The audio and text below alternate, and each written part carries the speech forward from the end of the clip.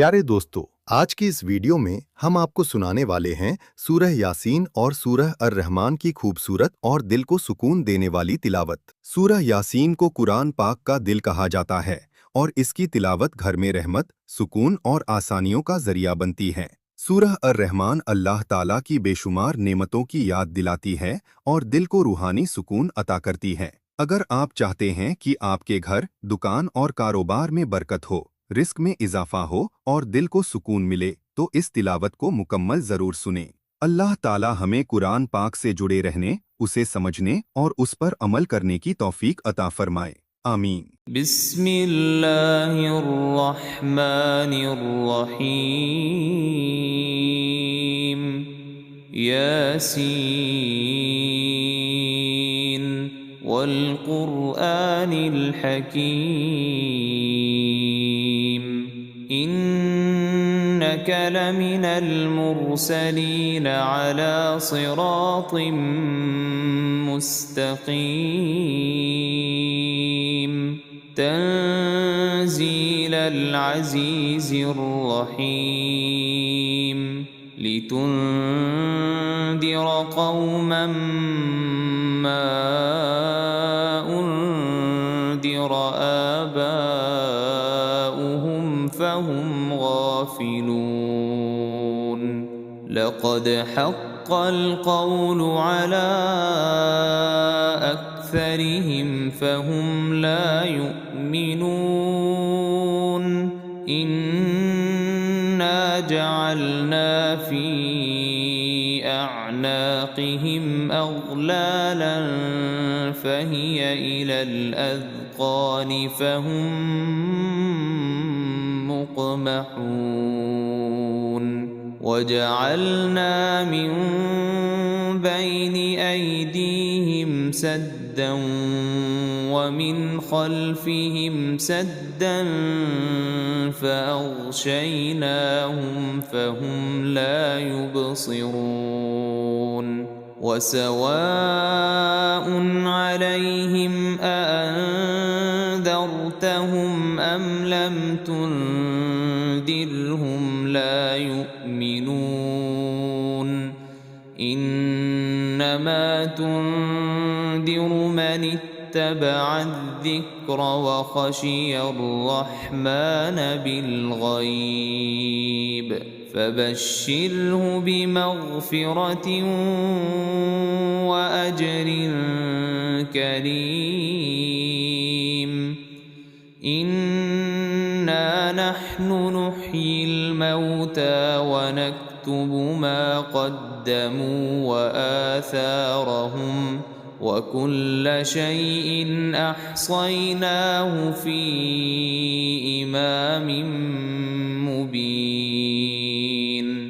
वाضرب لهم مثلا أصحاب القرية إذ جاءها المرسلون إذ أرسلنا إليهم اثنين فكذبوهما فعززنا بثالث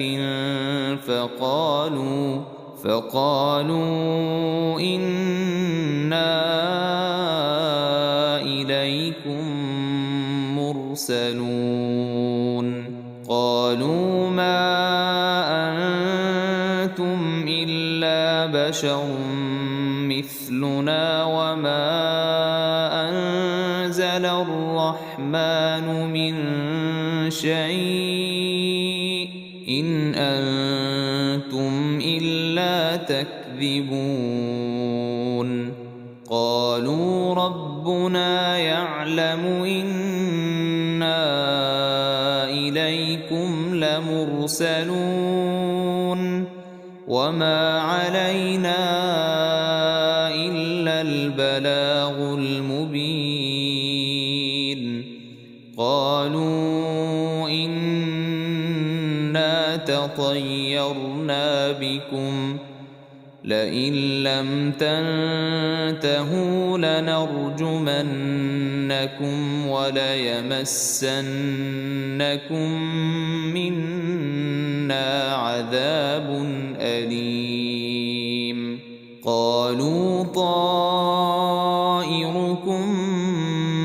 معكم أئن ذكرتم بل أنتم قوم مسرفون وجاء من أقصى المدينة رجل يسعى قال يا قوم اتبعوا المرسلين اتبعوا من لا يسألكم أجرا وهم مهتدون وما لي لا أعبد الذي فطرني وإليه ترجعون أأتخذ من دونه آلهة إن يردني الرحمن بضر لا تغن عني شفاعتهم شيئا ولا ينقذون إني إذا لفي ضلال مبين إني آمنت بربكم فاسمعون قيل ادخل الجنة قال يا ليت قومي يعلمون بما غفر لي ربي وجعلني من المكرمين وما أنزلنا على قومه من بعده من جند من السماء وما كنا منزلين إن كانت إلا صيحة واحدة فإذا هم خامدون يا حسرة على العباد ما يأتيهم من رسول إلا كانوا به يستهزئون ألم يروا كم أهلكنا قبلهم من القرون أنهم إليهم لا يرجعون وإن كل لما جميع لدينا محضرون وآية لهم الأرض الميتة أحييناها وأخرجنا منها حبا فمنه يأكلون وجعلنا فيها جنات من نخيل وأعناب وفجرنا فيها من العيون ليأكلوا من ثمره وما عملته أيديهم أفلا يشكرون سبحان الذي خلق الأزواج كلها مما تنبت الأرض ومن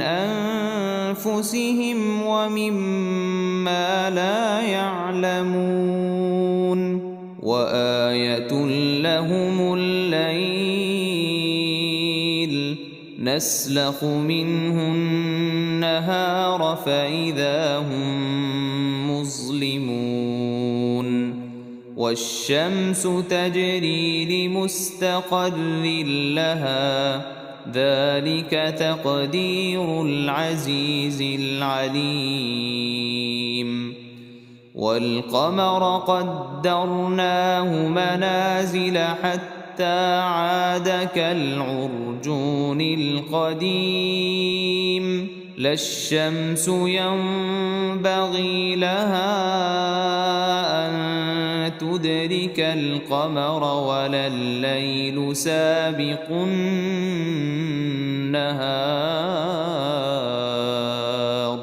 وكل في فلك يسبحون وآية لهم أنا حملنا ذريتهم في الفلك المشحون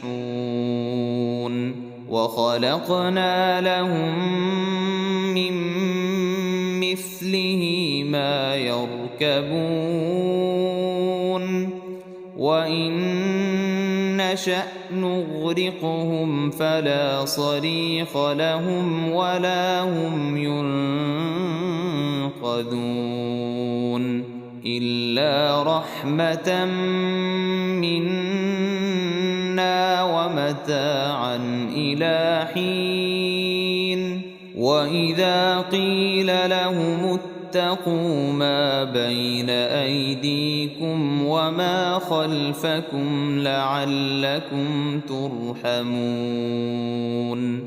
وما تأتيهم من آية من آيات ربهم إلا كانوا عنها معرضين وإذا قيل لهم أنفقوا مما رزقكم الله قال الذين كفروا للذين آمنوا أنطعم من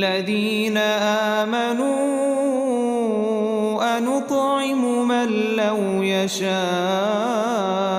الله أطعمه إن أنتم إلا في ضلال مبين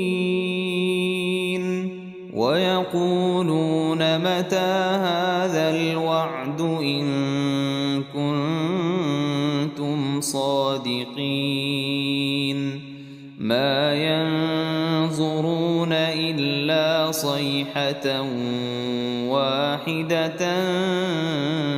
تأخذهم وهم يخصمون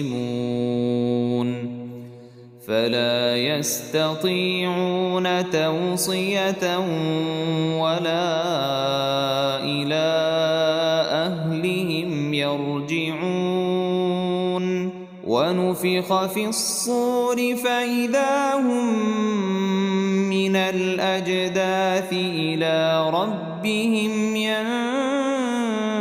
ينسلون قالوا يا ويلنا من بعثنا من مرقدنا هذا ما وعد الرحمن وصدق المرسلون إن كانت إلا صيحة واحدة فإذا هم جميع لدينا محضرون فاليوم لا تظلم نفس شيئا ولا تجزون إلا ما كنتم تعملون إن أصحاب الجنة اليوم في شغل فاكهون هم وأزواجهم في ظلال على الأرائك متكئون لهم فيها فاكهة ولهم ما يدعون سلام قولا من رب رحيم وامتازوا اليوم أيها المجرمون ألم أعهد إليكم يا بني آدم ألا تعبدوا الشيطان إنه لكم عدو مبين وأن فاعبدوني هذا صراط مستقيم ولقد أضل منكم جبلا كثيرا أفلم تكونوا تعقلون هذه جهنم التي كنتم توعدون اصلوها اليوم بما كنتم تكفرون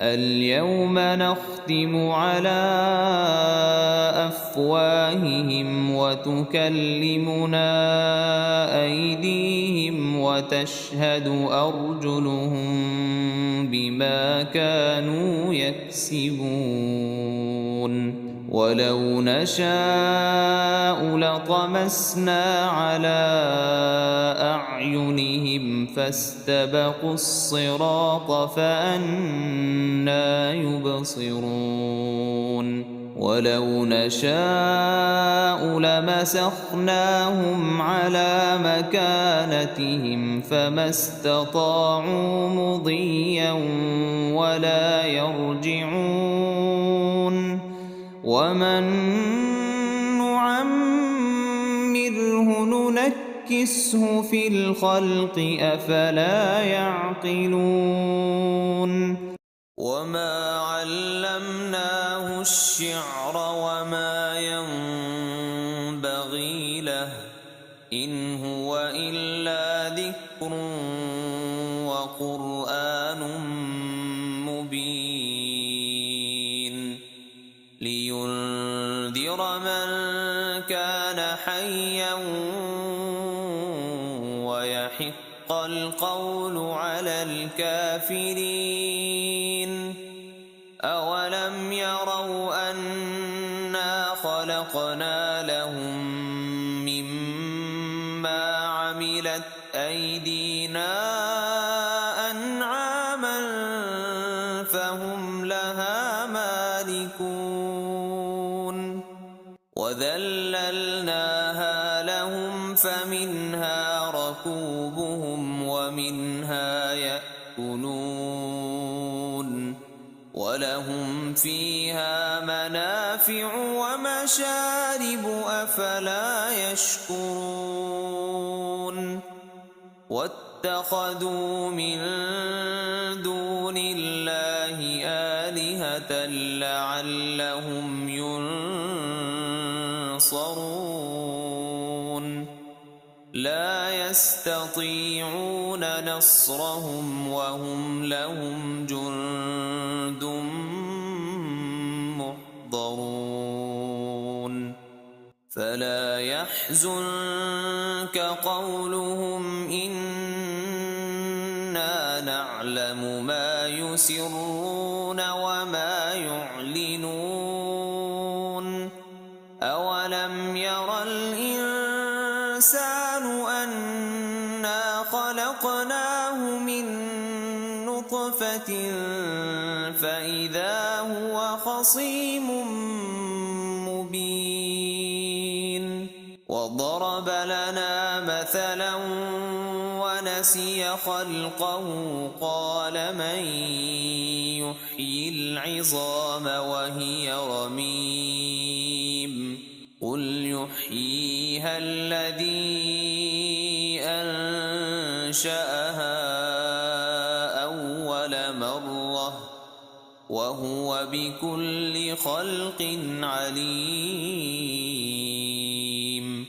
الذي جعل لكم من الشجر الأخضر نارا فإذا أنتم منه توقدون أوليس الذي خلق السماوات والأرض بقادر على أن يخلق مثلهم بلى وهو الخلاق العليم إنما أمره شيئا أن يقول له كن فيكون. فسبحان الذي بيده ملكوت كل شيء وإليه ترجعون. بسم الله الرحمن الرحيم. الرحمن علم القرآن خلق الإنسان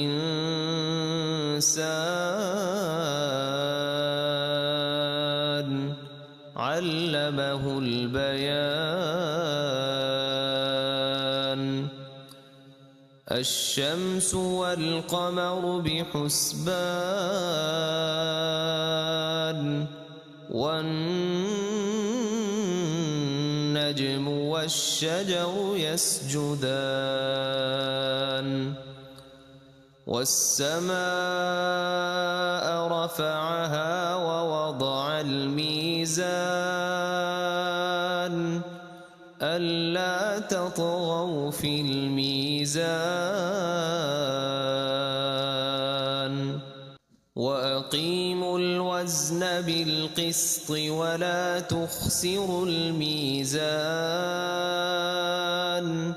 والأرض وضعها للأنام فيها فاكهة والنخل ذات الأكمام والحب ذو العصف والريحان. فبأي آلاء ربكما تكذبان. خلق الإنسان من صلصال كالفخار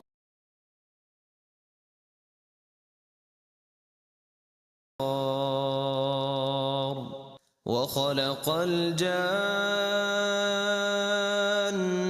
من مارج من نار. فبأي آلاء ربكما تكذبان. رب المشرقين ورب المغربين. فبأي آلاء ربكما تكذبان. مرج البحرين يلتقيان بينهما برزخ لا يبغيان. فبأي آلاء ربكما تكذبان. يخرج منهما اللؤلؤ والمرجان. فبأي آلاء ربكما تكذبان. وله الجوار المنشآت في البحر كالأعلام. فبأي آلاء ربكما تكذبان. كل من عليها فان ويبقى وجه ربك ذو الجلال والإكرام. فبأي آلاء ربكما تكذبان. يسأله من في السماوات والأرض كل يوم هو في شأن. فبأي آلاء ربكما ربكما تكذبان سنفرغ لكم أيها الثقلان فبأي آلاء ربكما تكذبان يا معشر الجن والإنس إن استطعتم أن تنفذوا من أقطار السماوات والأرض فانفذوا لا تنفذون إلا بسلطان فبأي آلاء ربكما تكذبان يرسل عليكما شواظ من نار ونحاس فلا تنتصران فبأي آلاء ربكما تكذبان فإذا انشقت السماء فكانت وردة كالدهان فبأي آلاء ربكما تكذبان فيومئذ لا يسأل عن ذنبه إنس ولا جان فبأي آلاء ربكما تكذبان يعرف المجرمون بسيماهم فيؤخذ بالنواصي والأقدام فبأي آلاء ربكما تكذبان هذه جهنم التي يكذب بها المجرمون يطوفون بينها وبين حميم آن فبأي آلاء ربكما تكذبان ولمن خاف مقام ربه جنتان فبأي آلاء ربكما تكذبان ذواتا أفنان فبأي آلاء ربكما تكذبان فيهما عينان تجريان فبأي آلاء ربكما تكذبان فيهما من كل فاكهة زوجان فبأي آلاء ربكما تكذبان متكئين على فرش بطائنها من استبرق وجنى الجنتين دان فبأي آلاء ربكما تكذبان فيهن قاصرات الطرف لم يطمثهن إنس قبلهم ولا جان فبأي آلاء ربكما تكذبان كأنهن الياقوت والمرجان فبأي آلاء ربكما تكذبان هل جزاء الإحسان إلا الإحسان فبأي آلاء ربكما تكذبان ومن دونهما جنتان فبأي آلاء ربكما تكذبان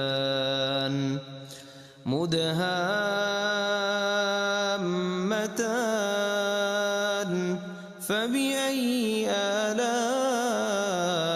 ربكما تكذبان فيهما عينان نضاختان فبأي آلاء ربكما تكذبان فيهما فاكهة ونخل